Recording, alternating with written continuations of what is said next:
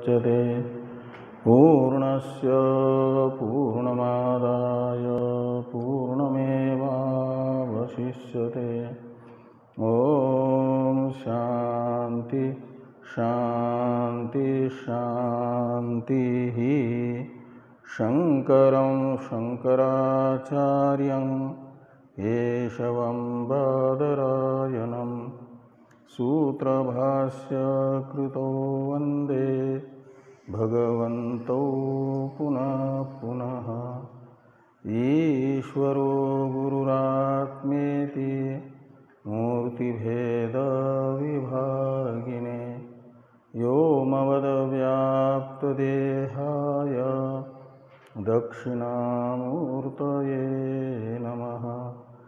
ओम शांति शांति शांति। ब्रह्म सूत्र के प्रथम अध्याय के तृतीय पाद के पंचम अधिकरण का विचार हो गया है। षष्ठ अधिकरण का विचार प्रारंभ होना है।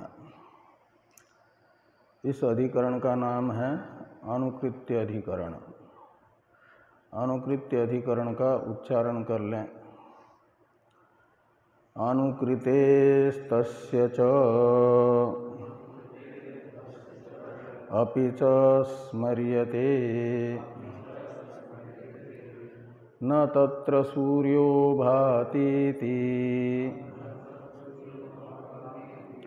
तेजोन्तरमुतापि चेत् तेजोविभावकत्वेन तेजोन्तरमिदं महत् चित्स्या सूर्याद्यभास्यत्वात् तादृक् तेजो प्रसिद्धितः सर्वस्मात् पुरतो भानात् तद्भासा चान्यभासनात्।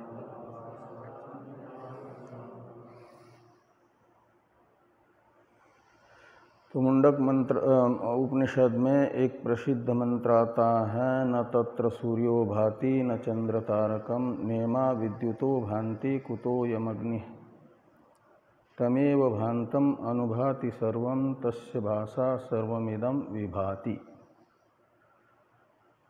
इस मंत्र में ये बताया गया कि तत्र शब्द से ग्रहण करना है एक ऐसा अर्थ जिस का प्रकाशन सूर्य नहीं करता। तो तत्र सूर्यो न भाति का अर्थ है जिस वस्तु को सूर्य प्रकाशित नहीं करता वह वस्तु तत्र शब्द से ग्राह्य है, यानी सूर्य से अप्रकाश्यमान।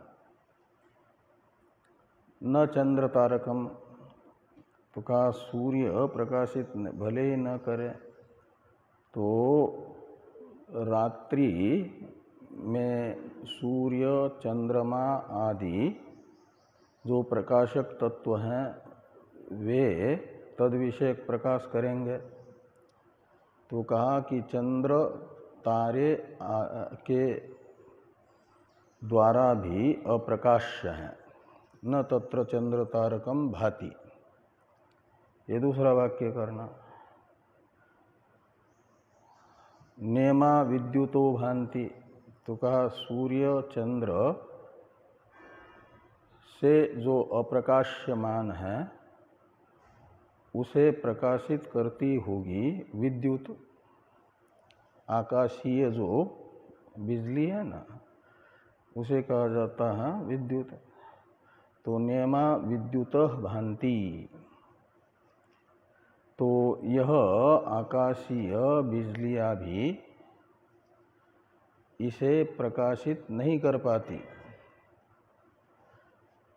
यानी विद्युत से भी अप्रकाश्य है, सूर्य से अप्रकाश्य हैं, चंद्र तारा आदि से अप्रकाश्य हैं, और विद्युत से भी अप्रकाश्य हैं।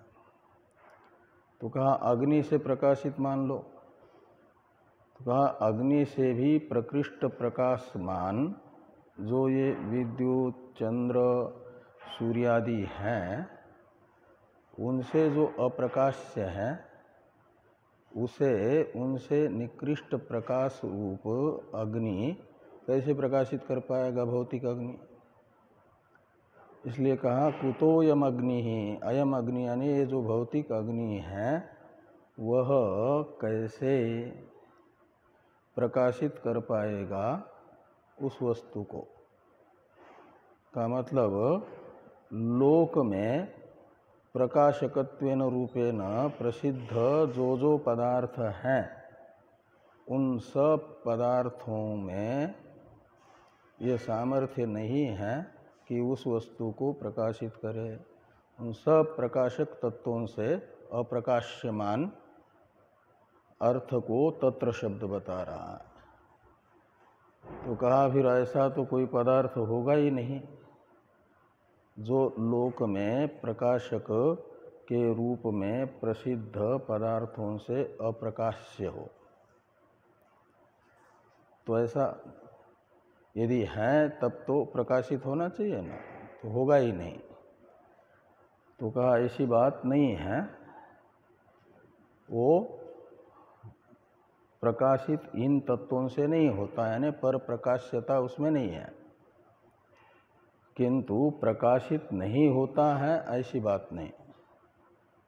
दूसरे से प्रकाशित नहीं होता, अपने आप प्रकाशित होता है। इसलिए कहा तमेव भांतम, तो वह एक भांत वस्तु है, यानी भासमान वस्तु है। तो वो जो मूल प्रातिपदिक है भांत में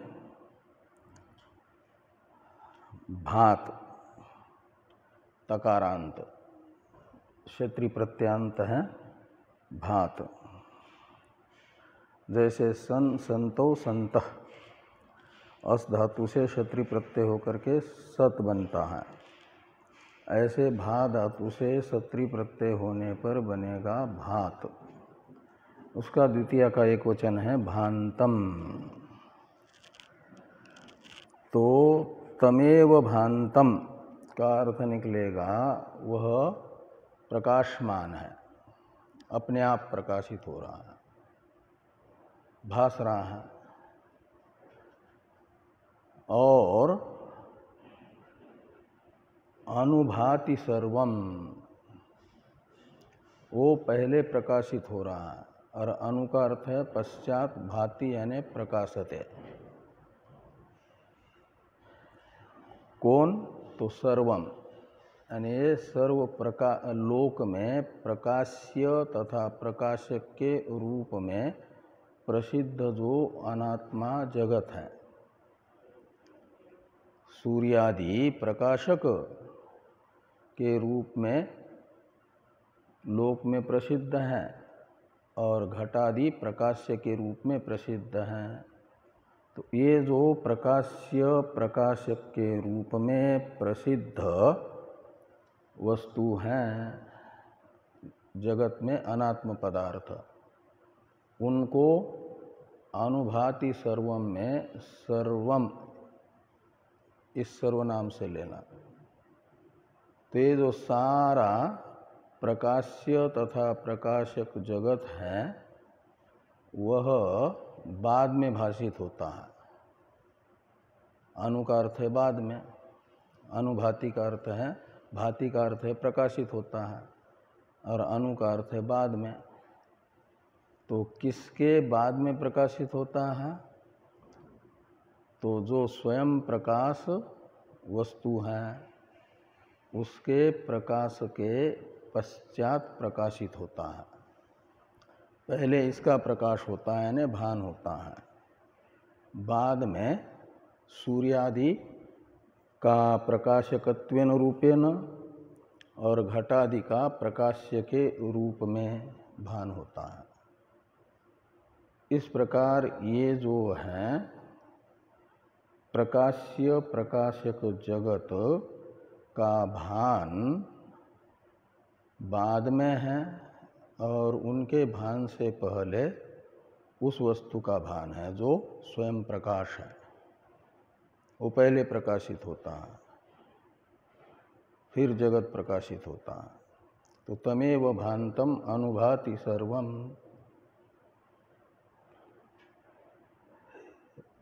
तो कैसे भाषित हो रहा है? तो कहते तस्य भाषा सर्वमिदम विभाति।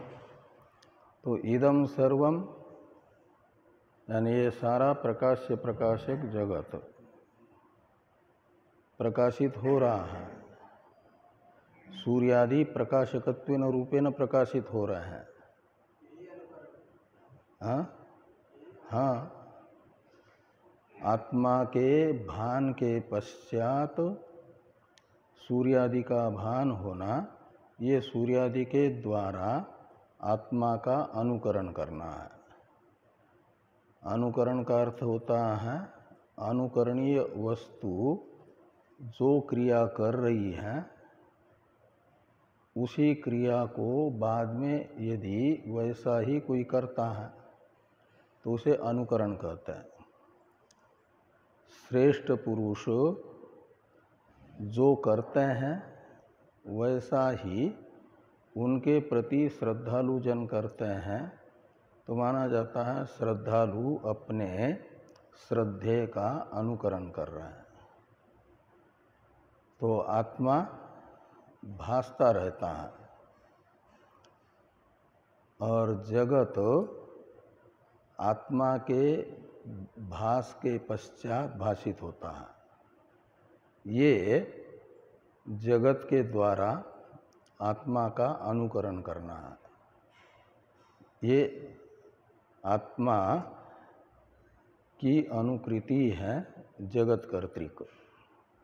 अनुकृति यानी अनुकरण। कोई जा रहा है उसके पीछे कोई जा रहा है तो माना जाता है उसका अनुकरण कर रहा है, अनुगमन कर रहा है, ऐसे अनुकरण हो रहा है।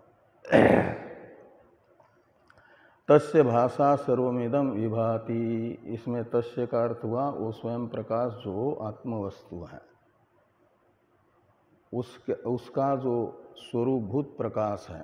भाषा इस तृतीयांत शब्द से लेना है आत्मा का स्वरूपभूत प्रकाश। आत्मा चेतन है ना, उसका स्वरूपभूत प्रकाश होगा चेतन,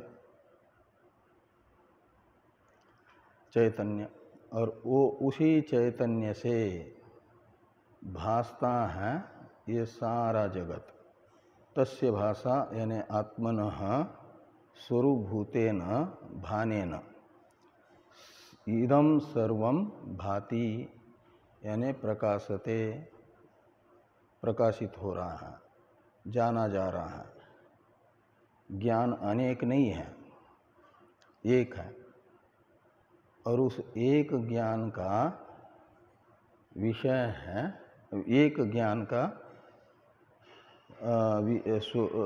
विषय है ये सारा जगत और विषयी है वो ज्ञान। और वो ज्ञान सारे जगत को विषय करने वाला यानी प्रकाशित करने वाला आत्मा का स्वरूपभूत ज्ञान है। चैतन्य आत्मस्वरूप से ही सब कुछ भाषित हो रहा है। आत्म चैतन्य से सब कुछ भाषित हो रहा है। बाकी तो जड़ है ना, जड़ तो चेतन से प्रकाशित होगा। ये तस्य भाषा सर्वमिदं विभाति इस चौथे पाद का अर्थ है। तो इस प्रकार इस मंत्र में एक ऐसा प्रकाशक तत्व प्रतीत हो रहा है जो सूर्यादि से अभास्य है और सूर्यादि का भासक है और स्वयं प्रकाशमान है। वो भासता है लेकिन उसमें पर प्रकाश्यता नहीं है, स्वयं प्रकाशता है। ऐसी एक वस्तु इस मंत्र के द्वारा प्रतिपाद्यमान के रूप में भास रही है, प्रतीत हो रही है। यह मंत्र उस वस्तु का प्रतिपादन कर रहा है। वह वस्तु कौन है? जो सूर्यादि से अभास्य हो, सूर्यादि का भाषक हो, स्वयं प्रकाश हो। ऐसी वस्तु को विषय बना करके संशय बताया गया कि न तत्र सूर्यो भाति इति तेजोंतरम उतापि चित। तो न तत्र सूर्यो भाति इति, ये इति शब्द अवशिष्ट मंत्र का परामर्शक है। जो बाकी मंत्र है ना पूरा, इति शब्द से लेना। न तत्र सूर्यो भाति इत्यादि मंत्र, ये इति शब्द का अर्थ है इत्यादि। तो इत्यादि मंत्र में प्रतिपाद्य कोई सूर्यादि से अभास्य, सूर्यादि से अतिरिक्त तेजोंतर है, ऐसा कोई प्रकृष्ट तेज हो जो सूर्यादि से भाषित नहीं होता है, लेकिन है भौतिक तेज ही, प्रकृष्ट, सूर्यादि से भी प्रकृष्ट तेज पुंज। अथवा, उत का अर्थ है अथवा, चित यानी न तत्र सूर्यो भाति इत्यादि मंत्र के द्वारा प्रतिपाद्यमान वस्तु चित है। चित यानी चेतन। इस प्रकार संशय हुआ द्विकोटि को। तो पूर्व पक्षी अपना निश्चय बताते हैं, इदम महत तेजोंतरम। तो इदम से लेना न तत्र सूर्यो भाति न चंद्र तारकम, इस मंत्र के द्वारा प्रतिपाद्यमान वस्तु, इदम शब्द से लेना इस मंत्र प्रतिपाद्य वस्तु, वह महान महत तेजोंतरम यानी सूर्य से भी बड़ा एक तेज पुंज है, महान तेज पुंज है। ये पूर्व पक्ष की प्रतिज्ञा रहेगी। ऐसा क्यों?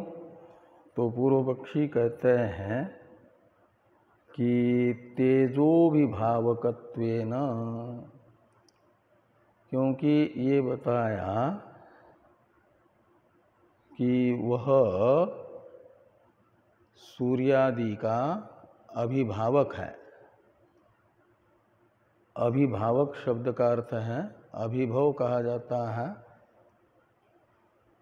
आवरण को, अभिभावक कहा जाएगा आवृत्त करने वाले को। आवरक, अभिभावक का अर्थ है आवरक। तो जैसे रात में आकाश में भासमान जो तारे हैं, चंद्रमा है, उस दिन में कहीं चले जाते हैं क्या? सूर्य होते ही भाग जाते हैं? हैं? जहाँ होते हैं वहीं रहते हैं। तो दिखते क्यों नहीं? रात में दिखते और अभी क्यों नहीं दिखते? हैं? हाँ, तो सूर्य ने उन्हें आवृत्त कर दिया है। महान तेज पुंज से निकृष्ट तेज अभिभूत होता है। 0 पावर के बल्ब के पास में यदि 200 वोल्टेज का बल्ब लगा लो, तो 200 वोल्टेज बल्ब का दिखेगा प्रकाश की, उसका प्रकाश दिखेगा 0 वाले का, वो तो अभिभूत हो जाएगा, ढक जाएगा। का मतलब आपके दृष्टि गोचर नहीं होगा। महान तेज पुंज रूप सूर्य ने दिन में जो चंद्र तारे जहाँ हैं वहीं हैं, लेकिन उनको अभिभूत कर दिया, ढक दिया, आवृत कर दिया, सूर्य आवरक बना उनका। ऐसे सूर्य का भी एक आवरक तेज है। पूर्व पक्षी कहते हैं सारे तेजों का आवरक एक तेज है सूर्य सहित। संपूर्ण बाकी तेजों का आवरक एक महान तेजोमंडल है, और उस तेजोमंडल को ही न तत्र सूर्यो भाति न चंद्र तारकम यह मंत्र बता रहा है। ये कौन कहते हैं? पूर्व पक्षी। कि इदम महत तेजोंतरम, क्यों? तो तेजो विभावकत्वेन, जैसे चंद्र तारे आदि का अभिभावक सूर्य है, ऐसे सूर्य का भी अभिभावक एक महान तेज है, वो सूर्यादि का औरक है। इसलिए माना जाएगा कि कोई तेज विशेष ही है। इस प्रकार का पूर्व पक्ष प्राप्त होने पर सिद्धांत बताया जा रहा है कि न तत्र सूर्यो भाति इति मंत्रेण प्रतिपाद्यमानं वस्तु चित् स्यात्। ऐसा अन्वय करना, न तत्र सूर्यो भाति इति चित् स्यात्। और न तत्र सूर्यो भाति इति का अर्थ है इति मंत्रेण प्रतिपाद्यमानं वस्तु। इस मंत्र के द्वारा प्रतिपाद्यमान वस्तु चित है, यानी चेतन तत्व है। क्यों? तो कहते इसलिए कि सूर्याद्या भाष्यत्वात्, तो सूर्याद्य भाष्यत्वात्, सूर्यादि हैं और अभाष्यत्व है, इसमें दीर्घ छपा है, द्या हुआ है ना, होना चाहिए रस्व। सूर्यादि और अभाष्यत्वात् था। अभाष्यत्वात् का अर्थ है भाष्यत्वाभावात्। तो नई पुस्तक में जो द्या को दीर्घ छपा है ना, दीर्घ आकार की मात्रा है, वो रस्व आकार की मात्रा होनी चाहिए। तो सूर्यादि अभाष्यत्वात्, तो जो जगत में प्रकाशकत्वेन रूपेण प्रसिद्ध सूर्यादि वस्तुएं हैं, पदार्थ हैं, उन सब से अभाष्य हैं चेतन, यानी सूर्यादि से भाष्यत्व का अभाव है चेतन में।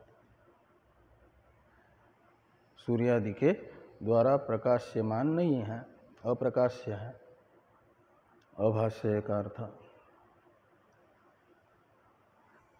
एक हेतु ये हुआ, और दूसरा हेतु पूर्व पक्षी कहते हैं हम भी तो जो तेज विशेष बता रहे हैं इस मंत्र के द्वारा प्रतिपाद्य, वह सूर्यादि का अभिभावक होने से सूर्यादि से अभाष्य है। तो आपका हेतु तो अतिव्याप्ति नामक दोष से दूषित हो जाएगा। सूर्यादि अभाष्यत्व हमारे तेज में भी रह रहा है, चेतन में मात्र थोड़ी रहता है। हम जो तेजोमंडल विशेष बता रहे हैं, महान तेज, उसमें भी रहेगा। इस प्रकार की शंका यदि पूर्व पक्षी करते हैं तो उनकी इस आशंका का निराकरण करने के लिए द्वितीय पाद में, द्वितीय श्लोक के भारती तीर्थ जी महाराज कहते हैं कि तादृक् तेजो प्रसिद्धितः। तादृक् तेज, अप्रसिद्धित, यहाँ तक एक पद है। तो तादृक् तेज, इसमें तादृक् का अर्थ है पूर्व पक्षी इस मंत्र के द्वारा प्रतिपाद्यमान जिस भौतिक तेज को बताना चाह रहे हैं, सूर्य का भी अभिभावक तेज विशेष जो बताना चाह रहे हैं, उस प्रकार का भौतिक तेज का ज्ञापक कोई प्रमाण नहीं है। इसलिए कहा तादृक् तेजो अप्रसिद्धित, का मतलब इस प्रकार के पूर्व पक्षी जिस प्रकार का तेज बता रहे इस मंत्र के द्वारा प्रतिपाद्यमान, उस प्रकार का तेज का निश्चायक कोई प्रमाण नहीं है। प्रसिद्धि कहते हैं निश्चय को, और प्रसिद्धित का अर्थ हो जाएगा निश्चय होने से, और अप्रसिद्धित का अर्थ है ऐसा निश्चित न होने से। यदि कहेंगे कि ये मंत्र ही प्रमाण होगा तो अभी तो इस मंत्र के अर्थ में संदेह है, इसी मंत्र का अर्थ तो निर्धारित करना है। इसलिए नहीं कह सकते कि ये मंत्र प्रमाण बनेगा, इस मंत्र से अतिरिक्त तो कोई प्रमाण दिखाना पड़ेगा, प्रत्यक्षादि या श्रुति प्रमाण में भी इस मंत्र से अतिरिक्त तो कोई श्रुति वचन रूप। लेकिन ऐसा कोई श्रुति वचन या प्रत्यक्षादि प्रमाण है नहीं जो सूर्य के अभिभावक तेज का ज्ञापक बने, निश्चय करा दे, निश्चय का प्रमाण हो। ऐसा न होने से, निश्चय न हो पाने के कारण वह तेज अनिश्चित हुआ। अनिश्चित तेज को इस मंत्र के द्वारा प्रतिपाद्य नहीं कहा जा सकता।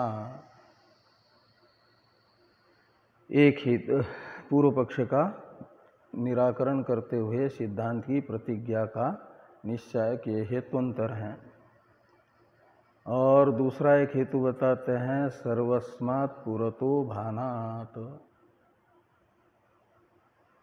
तो यहाँ पर बताया गया इस मंत्र के द्वारा प्रतिपाद्य वस्तु की पूर्वार्ध में तो विशेषता बताई कि वह सूर्य जगत में प्रकाशक तत्व के रूप में प्रसिद्ध जो सूर्यादि हैं उनसे अप्रकाश्य है, ये एक विशेषता बताई।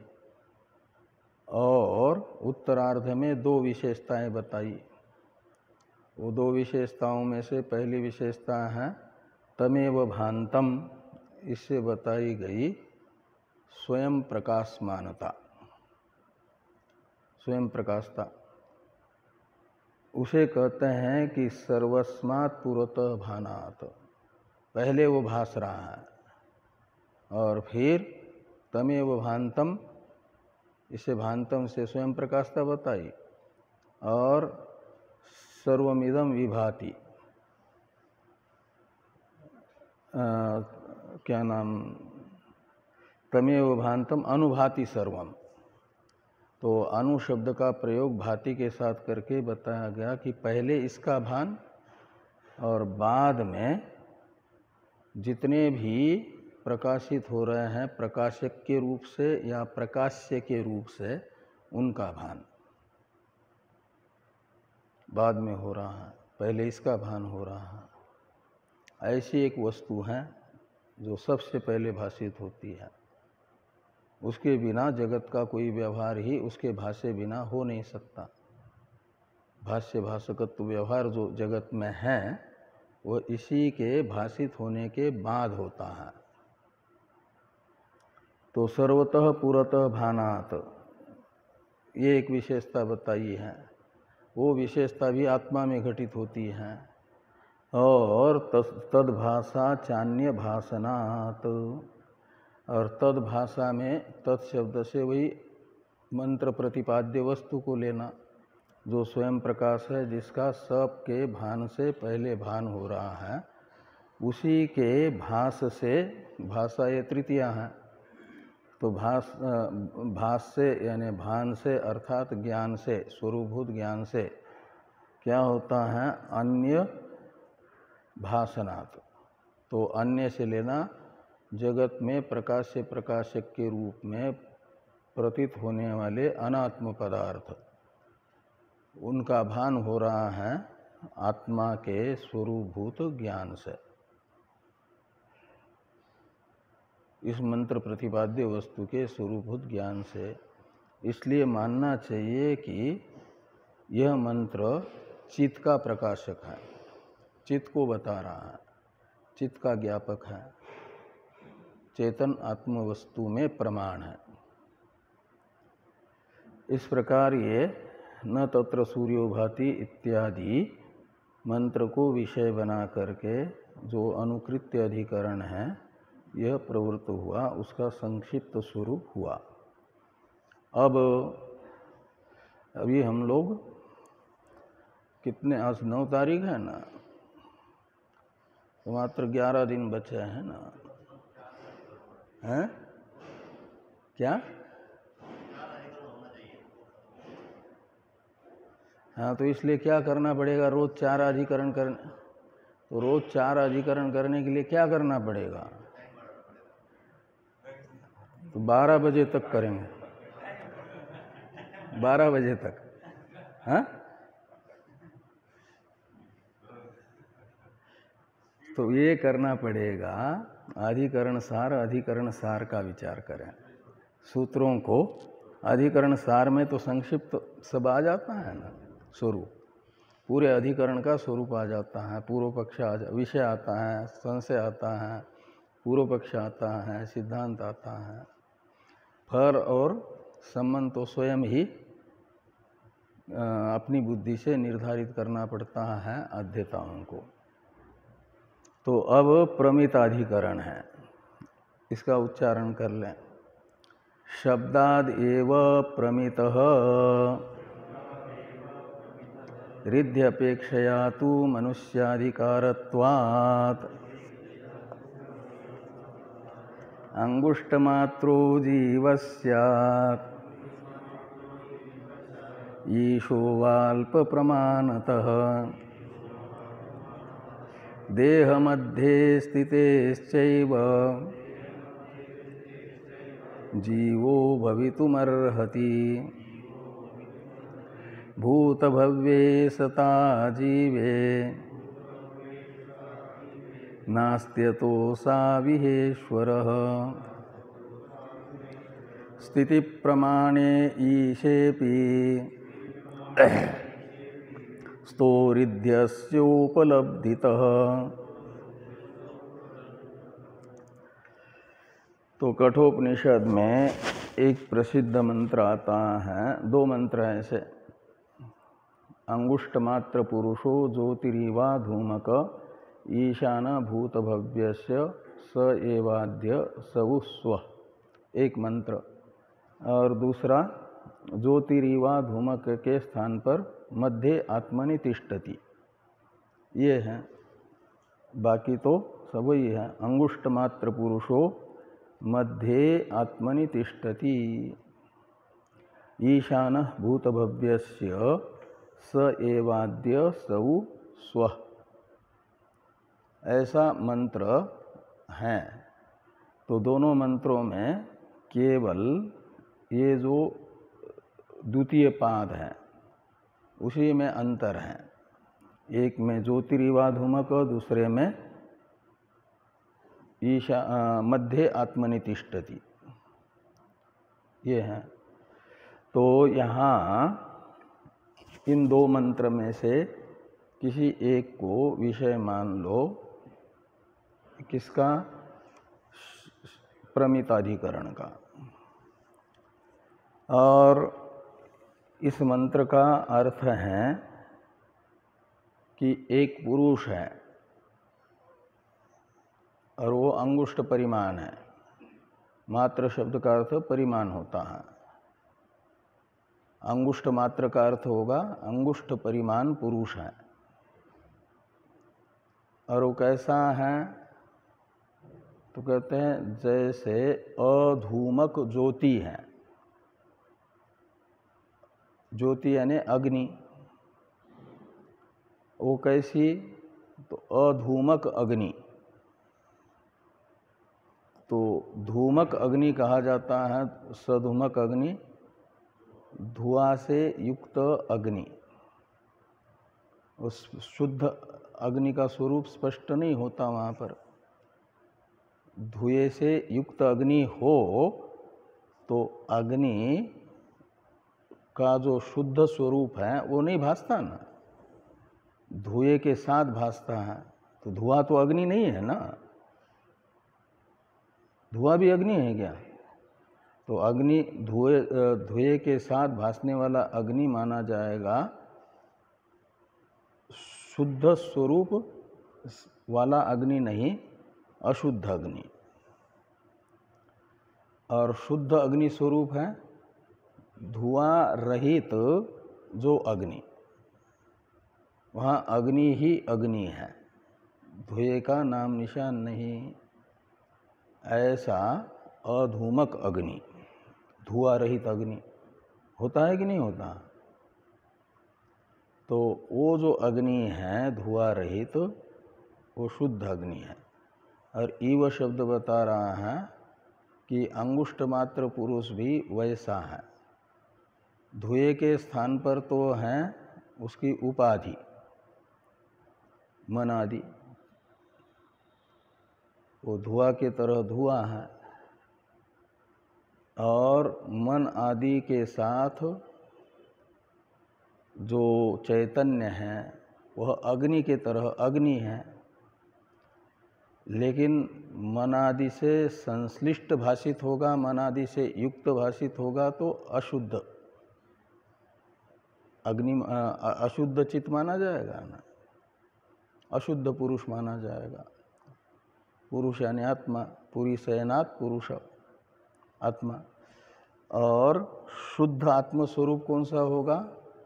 उपाधि संसर्ग रहित शोधित जो आत्मस्वरूप, वो हो जाएगा निरुपाधिक आत्मस्वरूप, अधूमक अग्नि के तरह शुद्ध आत्मस्वरूप। तो शुद्ध आत्मस्वरूप को बताने के लिए ज्योतिरीवा धूमक ये दृष्टांत है। इसमें दृष्टांत को बताने वाला ईव शब्द है। ऐसा जो शुद्ध पुरुष है अंगुष्ठ परिमाण, वो क्या है? तो कहते ईशान भूत भव्यस्य, वो ईशान है। ईशान है का मतलब शासक है। ईश अनुशिष्टो धातु से ईशान शब्द बना, तो ईशान का अर्थ है नियामक, शासक। और किसका शासक है वो? भूत भव्यस्य, ईशान भूत भव्यस्य। भूत यानी अतीत कालावच्छिन्न, भव्य यानी भविष्यत कालावच्छिन्न। और संदंश पतित न्याय होता है एक, उस न्याय से वर्तमान कालावच्छिन्न जगत को भी लेना का मतलब कालत्रय अवच्छिन्न, काल परिच्छिन्न जो जगत है, उस काल परिच्छिन्न जगत का संपूर्ण जगत जो भी काल से परिच्छिन्न है, उन सब का क्या है? ईशान यानी नियामक, सारे जगत का नियामक है।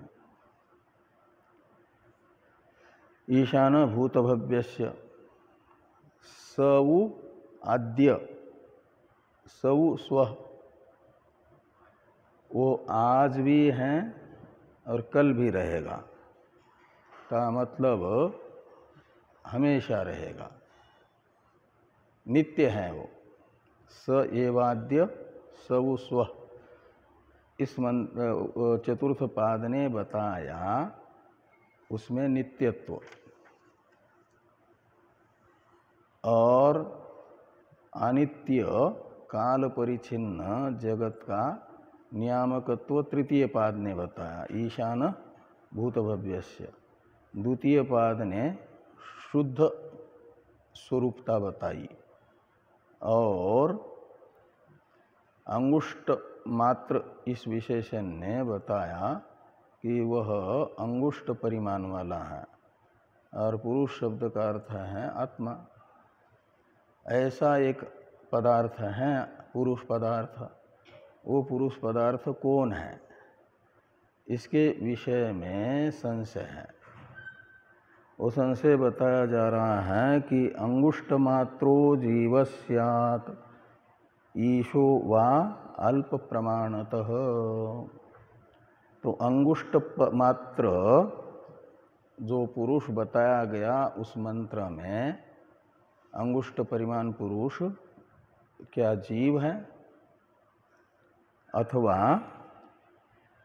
ईश है, यानी परमेश्वर हैं, तो वहाँ तक संशय है। तो पूर्व पक्षी कहते हैं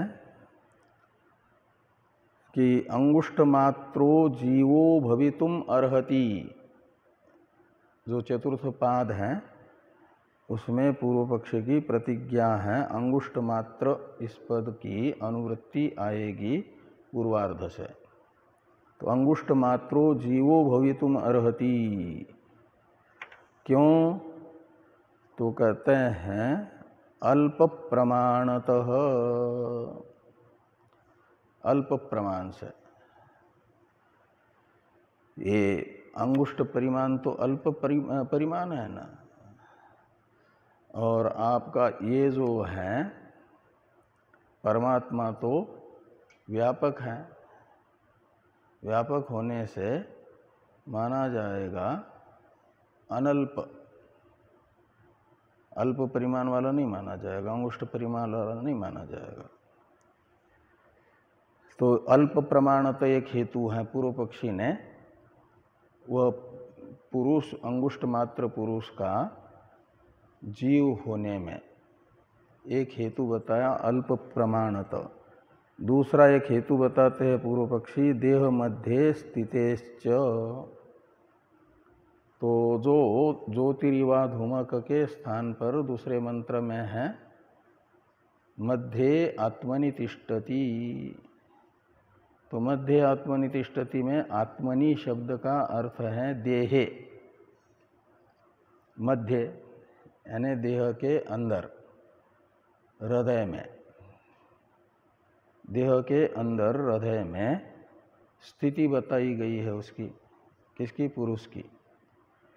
तो ये लिखते हैं देह मध्य स्थिते का मतलब शरीर के अंदर हृदय में इस पुरुष की, अंगुष्ट मात्र पुरुष की स्थिति यानी अवस्थान बताने के कारण भी मानना चाहिए कि जीव ही अंगुष्ट परिमाण है।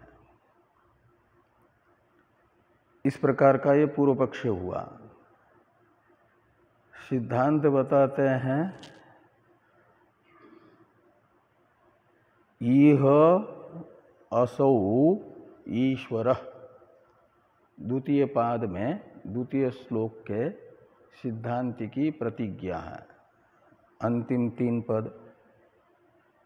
इह असौ ईश्वरः, इह यानी अस्मिन् मंत्रे, असौ यानी अंगुष्ट मात्र पुरुषः, तो जो अंगुष्ट मात्र पुरुष हैं इस मंत्र में वह ईश्वरः परमात्मा होगा, ईश्वर होगा।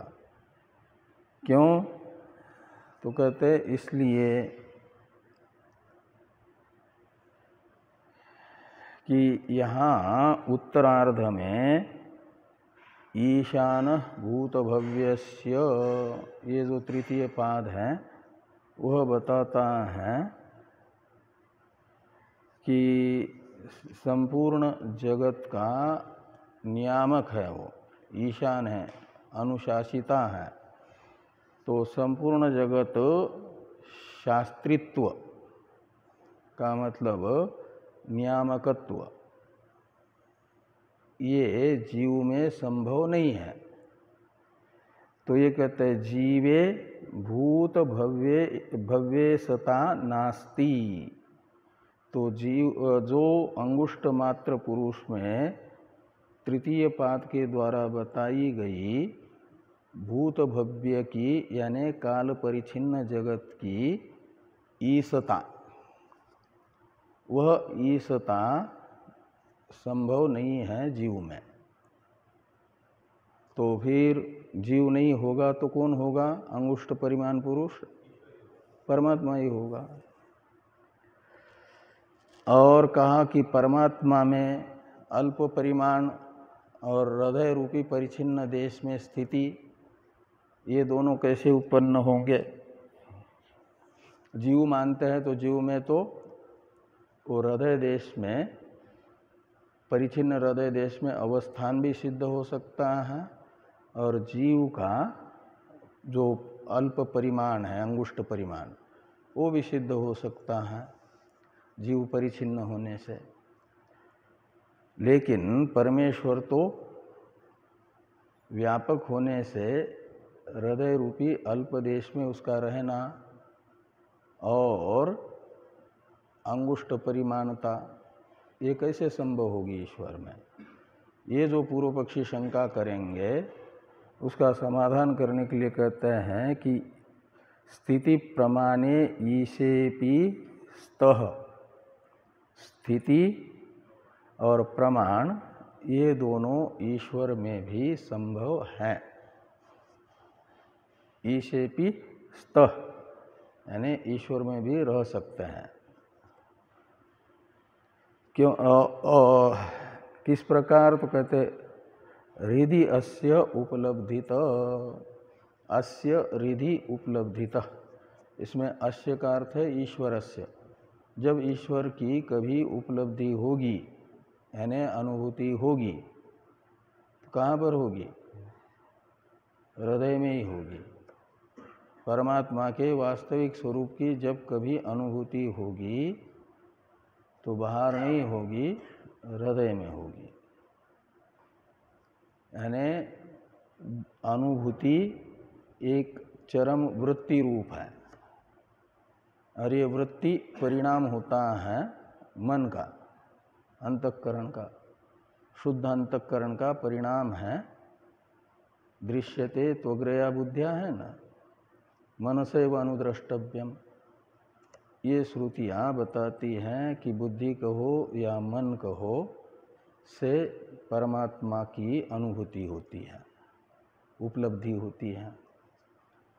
और मन और बुद्धि कहो या अंतःकरण कहो, इसका व्यापार कब होगा? जब वो अपने गोलक में स्थित होगा। गोलक में स्थित न हो यदि इंद्रिया कोई भी करण, तो अपना व्यापार नहीं कर सकता। वाणी यदि अपने करण जिह्वा में अवस्थित न हो तो वदन रूप व्यापार नहीं होगा। जो जन्मांध होते उनमें नेत्र इंद्रिय नहीं होती है ऐसी बात नहीं है, होती हैं, लेकिन गोलकस्थ नहीं होती, गोलक में अभिव्यक्त नहीं होती। इसलिए क्या होता है कि रूप ग्रहण रूप व्यापार उनका नहीं हो पाता। ऐसे मन भी जब तक अपने गोलक हृदय में स्थित नहीं होगा, हृदयस्थ नहीं होगा, तो अनुभूति भी नहीं होगी परमात्मा। अनुभूति रूप व्यापार भी मन का नहीं होगा, चाहे वो परमात्मा का अनुभव हो या किसी का अनुभव। तो इस प्रकार गोलकस्थ मन से ही अनुभूति परमात्मा की होने के कारण भी, और वो अनुभूति होती है मन के गोलक हृदय में, मन अवस्थित होने पर। इसलिए हृदय में परमात्मा की अनुभूति होने से, हृदय ये परमात्मा के अनुभूति का स्थान होने से, हृदय का जो परिमाण है वो है अंगुष्ठ परिमाण। किसके अंगूठे के बराबर? चींटी का हृदय आपके अंगूठे के बराबर थोड़ा ही होगा। आपके अंगुष्ठ परिमाण में तो कम से कम 500 चींटियाँ आएगी इतने में। इसलिए ये समझना कि शास्त्र में जिसका अधिकार है, तो शास्त्र में अधिकार चींटियों का है कि आपका है? शास्त्र में अधिकारी कौन है, चींटियाँ या आप? आप यानी मनुष्य, तो मनुष्य का अधिकार है। इसलिए मनुष्य के अंगुष्ठ परिमाण का होता है हृदय, और उस मनुष्य के शास्त्राधिकारी मनुष्य को शास्त्र से परमात्मा की उपलब्धि हृदय में होती है, और वो हृदय मनुष्य का अपने अपने अंगुष्ठ परिमाण के बराबर होता है। और उस अंगुष्ठ परिमाण वाला जो हृदय है उसमें परमात्मा की उपलब्धि होने के कारण उपलब्धव्य परमात्मा को औपाधिक रूप से कहा गया अंगुष्ठ परिमाण, स्वतः तो अपरिच्छिन्न नहीं है। तो ये कहा कि अस्य हृदि उपलब्धितः ये स्थिति भी हो जाएगी और अंगुष्ठ परिमाणत्व भी परमात्मा में सिद्ध होगा।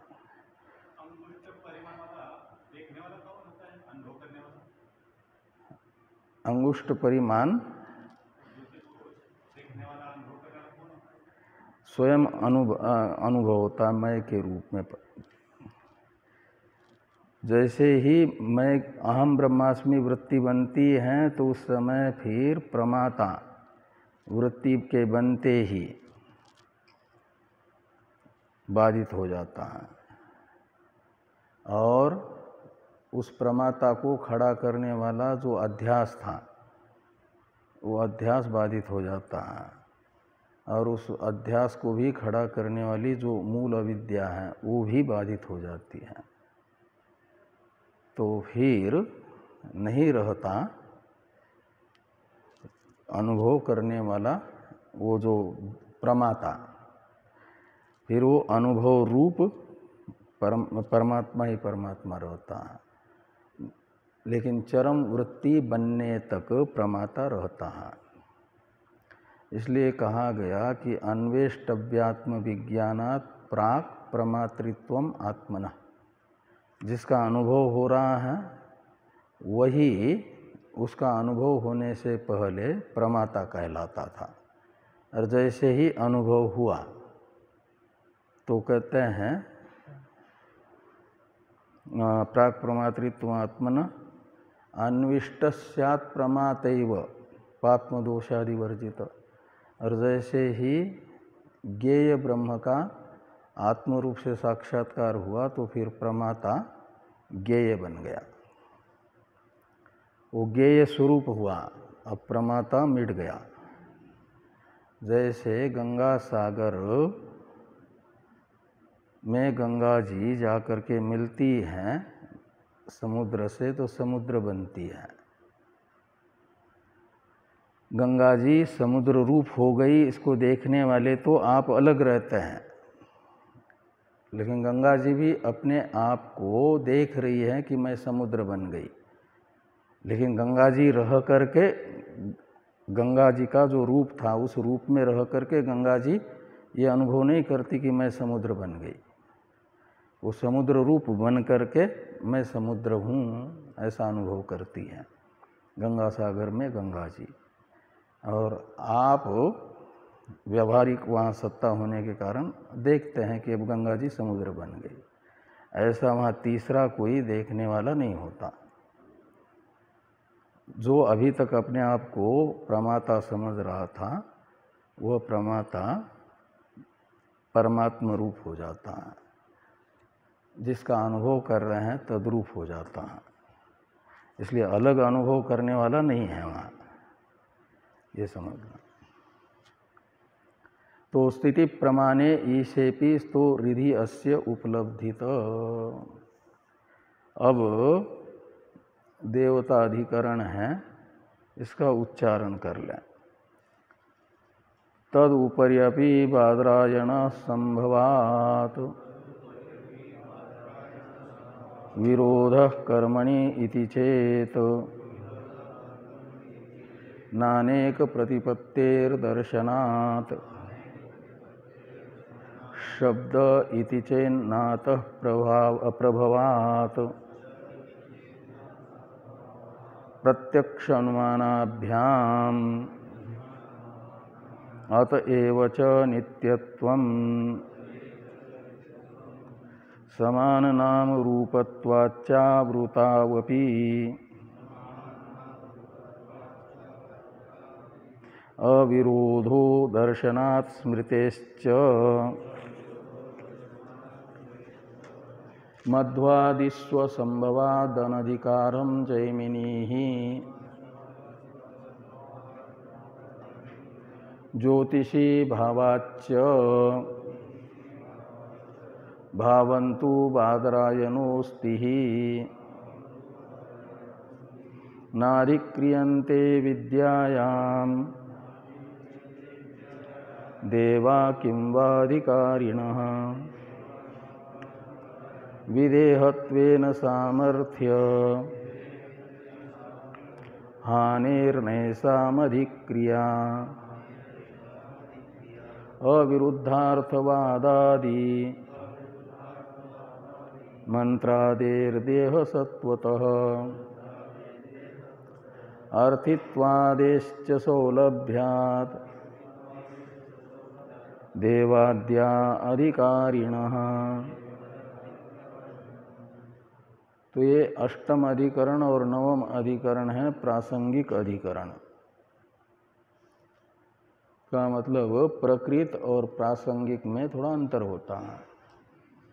प्रकृत तो होता है जो प्रकरण का विषय है उसे कहा जाता है प्रकृत, और उसका प्रतिपादक जो अधिकरण होगा उसे भी कहा जाएगा प्रकृत अधिकरण। तो तृतीय अधिकरण का तृतीय पाद का प्रतिपाद्य विषय है अस्पष्ट ब्रह्मलिंगक उपनिषद वाक्यों का ज्ञेय ब्रह्म में समन्वय। क्या समझे? तृतीय पाद का विषय है अस्पष्ट ब्रह्मलिंगक जो उपनिषद वाक्य उनका ज्ञेय ब्रह्म में समन्वय है। ये प्रतिपाद्य विषय है ना, इसलिए उसे कहा जाएगा प्रकृत, उस विषय को। और उस विषय को बताने वाले अधिकरण को भी कहा जाएगा प्रकृत अधिकरण। तो अभी तक जो 7 अधिकरण हुए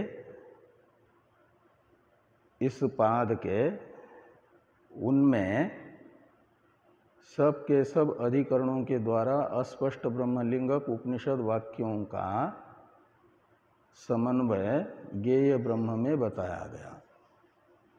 लेकिन ये जो देवता अधिकरण और एक नवम अधिकरण आ रहा है अपशूद्राधिकरण, इन दोनों अधिकरणों के द्वारा अस्पष्ट ब्रह्मलिंगक उपनिषद वाक्यों का समन्वय ब्रह्म में नहीं बताया जा रहा है। इसलिए इनको प्रकृत अधिकरण नहीं कहा जाएगा। किंतु प्रकृत अधिकरण का जो एक सूत्र है, प्रकृत अधिकरण गया अनुकृत्य अधिकरण,